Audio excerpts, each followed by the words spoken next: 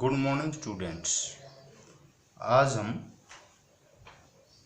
अति लघुतरात्मक प्रश्न करेंगे। कार्यपालिका का सामान्य अर्थ क्या है? कार्यपालिका सरकार का वह अंग है जो विधानपालिका द्वारा निर्मित कानूनों को लागू करती है।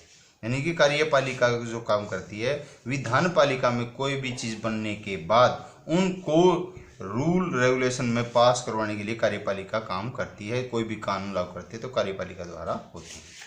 कार्यपालिका की कोई एक परिभाषा दीजिए। अल्फ्रेड डी ग्रेजिया ने कहा, कार्यपालिका वह है जो किसी भी प्रकार के संगठन की सबसे महत्वपूर्ण नीतियों व निर्धारण व क्रियान्वयन में भाग लेती है। वह इनके लिए सामान्य वर्ग भी निश्चित करती है। कार्यपालिका है वह किसी प्रकार का कोई भी संगठन बनाना, उनकी नीतियां प्लान तैयार करना, निर्धारण करना और क्रियान्वयन यानी लागू करना में भाग लेती है।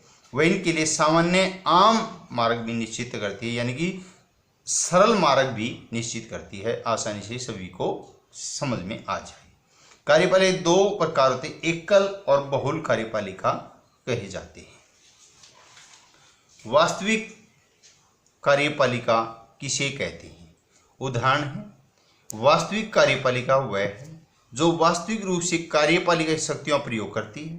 भारत में प्रधानमंत्री तथा मंत्रिमंडल और अमेरिका में राष्ट्रपति वास्तविक कार्यपालिका हैं। यानी कि भारत में जो कार्यपालिका लागू करते हैं, वास्तविक कार्यपालिका प्रधानमंत्री होता है, राष्ट्रपति यहाँ नाम मात्र का कार्यपालक होता है। अमेरिका के अंदर वास्तविक जो है वो राष्ट्रपति होता है। मनोनीत कार्यपालिका किसे कहते हैं? उदाहरण दीजिए, जब राज्याध्यक्ष राज्य का राजा किसी उच्च राज्याध्यक्ष द्वारा मनोनीत चुना जाता है, उसे मनोनीत कार्यपालिका कहा जाता है। भारत में राज्यों के राज्यपाल होते हैं।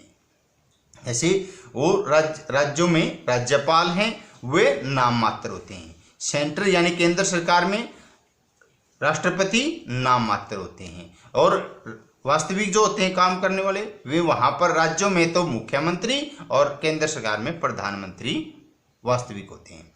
राजनीतिक कार्यपालिका किसे कहा जाता है? राजनीतिक कार्यपालिका ऐसी कार्यपालिका कहा जाता है जो कुछ समय के लिए चुनाव अथवा अन्य साधन द्वारा नियुक्त की जाती है।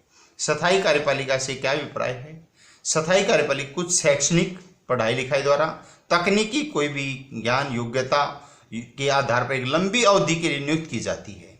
इसे नौकरशाही अन्य सरकारी कर्मचारी शामिल होते हैं। यानी जो सरकारी नौकरी प्राप्त होते हैं वे स्थायी कार्यपालिका होते हैं। यानी कि उम्र 58 का 60 का होने के बाद रिटायर होते हैं, वे तब तक कार्य करते रहते हैं। और राजनीति 5 साल के लिए बीच में भंग हो जाते हैं, तब तक वे रिटर्न होना पड़ता है।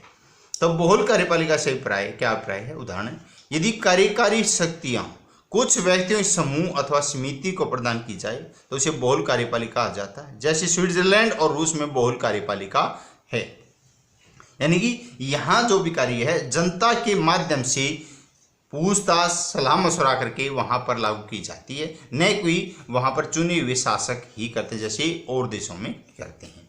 एकल कार्यपालिका से क्या अभिप्राय है? उदाहरण, यदि कार्यकारी शक्तियां किसी एक व्यक्ति को प्रदान की जाएं तो वह एकल कार्यपालिका, जैसे अमेरिका में एकल कार्यपालिका राष्ट्रपति के अधीन होती हैं। भारत में केंद्रीय स्तर पर व राज्य स्तर पर वास्तविक कार्यपालक कौन थे? भारत में केंद्रीय स्तर पर वास्तविक कार्यपालक प्रधानमंत्री होता है। राज्य में स्तर पर वास्तविक कार्यपालक मुख्यमंत्री होता है। नाम मात्र के पहले बताया था जो राष्ट्रपति होता है और राज्य में नाम मात्र का राज्यपाल होता है। नाम आपको पता ही होगा, वास्तविक कार्यपालक प्रधानमंत्री नरेंद्र दामोदर दास मोदी और हरियाणा मुख्यमंत्री श्री मनोहर लाल जी खट्टर। और राज्यपाल जो हैं तो राज्यपाल हरियाणा के सत्यदेव नारायण आर्य और राष्ट्रपति रामनाथ सिंह कोविंद। ऐसे दो राज्यों नाम बताइए जिनमें एक कार्यपालिका भारत और संयुक्त राज्य अमेरिका है। ऐसे दो राज्य के नाम बताइए जिनमें बहुल कार्यपालिका, स्विट्जरलैंड और रूस में बहुल कार्यपालिका है। अंग्रेजी का कौन सा शब्द मुख्य कार्यपालक के प्रशासनिक कार्यों के बारे में जानकारी देता है? प्रशासन जो होता है, जो सरकारी नौकरी होती है यानी कि किसी डिपार्टमेंट के उस डिपार्टमेंट के उच्च अधिकारी और निम्न अधिकारी यानी कि चपरासी से लेकर उस सचिव डायरेक्टर तक के पोस्ट कोरम, जिसका अर्थ क्या है, पोस्ट कोरम में नियोजन बनाना, यानी कि पी से प्लानिंग यानी कि नियोजन, संगठन, ओ से संगठन ऑर्गेनाइजेशन, ओ से ऑर्गेनाइजेशन संगठन बनाना, एस से स्टाफिंग यानी कर्मचारी वर्ग निकालना, डी से डायरेक्शन निर्देश करना, फिर है CO कोऑर्डिनेशन समन्वय यानी तालमेल बनाना किसी के, आर से रिपोर्टिंग रिपोर्ट जारी करना, बी फॉर बजटिंग यानी बजट तैयार करके किसी चीज को प्लान में कैसे लाया जाता है। इन शब्दों के माध्यम से पूरा प्रशासन का ढांचा तैयार किया जाता है। मुख्य कार्यपालक से क्या तात्पर्य है, देश के प्रशासनिक संगठन के शीर्ष पर स्थित अधिकारी को मुख्य कार्यपालक कहा जाता है। जो उच्च अधिकारी प्रशासन में बैठा हुआ है जिसे सचिव कहते हैं, वह देश के प्रशासन का नेता होता है, सारा प्रशासन उसी के नाम पर चलता है। संसदीय कार्यपालिका से आपका क्या अभिप्राय है, यदि किसी देश में संसदीय शासन व्यवस्था को अपनाया गया तो उस देश में संसद ही कानूनों का निर्माण करती है। संसद में जिस राजनीतिक दल को निम्न सदन, भारत में लोकसभा तथा इंग्लैंड में कॉमन सदन में बहुमत प्राप्त होता है, वह सरकार बनाता है। सरकार का एक अंग है जिसे मंत्रिपरिषद, काउंसिल ऑफ मिनिस्टर कहते हैं, मुख्य कार्यपालिका की भूमिका निभाता है। आगे हैं शॉर्ट प्रश्न, ये थे वेरी शॉर्ट प्रश्न। अब है शॉर्ट, मुख्य कार्यपालिका के प्रमुख प्रशासनिक कार्यों को वर्णन। मुख्य कार्यपालिका के प्रशासनिक कार्य जो है, मुख्य कार्यपालिका के प्रमुख प्रशासनिक कार्यों का उल्लेख है, प्रशासकीय नीतियों का निर्माण करना, निर्देश आदेश जारी करना। ये प्रशासन जो होते हैं जो सरकारी नौकरियों के अधीन काम करते हैं। प्रशासन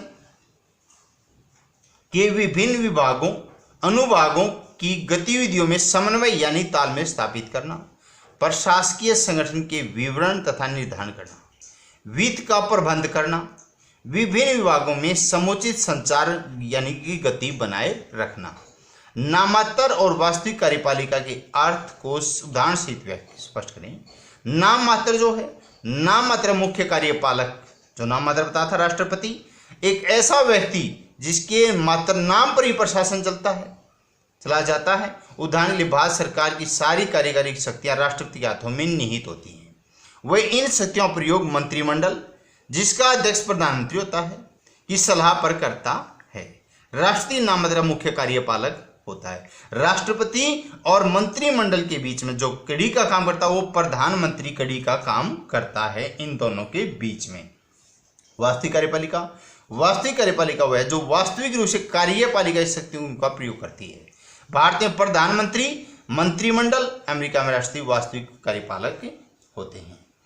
एकल तथा बहुल कार्यपालिका अर्थ को उदाहरण सहित व्याख्या कीजिए। एकल तथा बहुल कार्यपालिका का अर्थ यह है कि सत्ता वह शक्ति कितने व्यक्तियों के हाथों में केंद्रित होती है। यदि सत्ता एक व्यक्ति के हाथों में केंद्रित है तो वह एकल कार्यपालिका होगी। जैसे अमेरिका में राष्ट्रपति की शक्तियों के स्रोत है, अर्थात वहां एकल कार्यपालिका है। इसके विपरीत यदि सत्ता अनेक व्यक्तियों के पास, वहां बहुल कार्यपालिका होती है। जिसे प्रकार संसदीय शासन प्रणाली में महत्वपूर्ण प्रशासनिक निर्णय मंत्रिमंडल, जो कैबिनेट के मंत्री होते हैं, जिसका अध्यक्ष प्रधानमंत्री होता है, के द्वारा लिए जाते हैं। मंत्रिमंडल बहुसदस्यीय होता है, बहु माने अनेक मंत्री होते हैं, अर्थात बहुल कार्यपालिका है।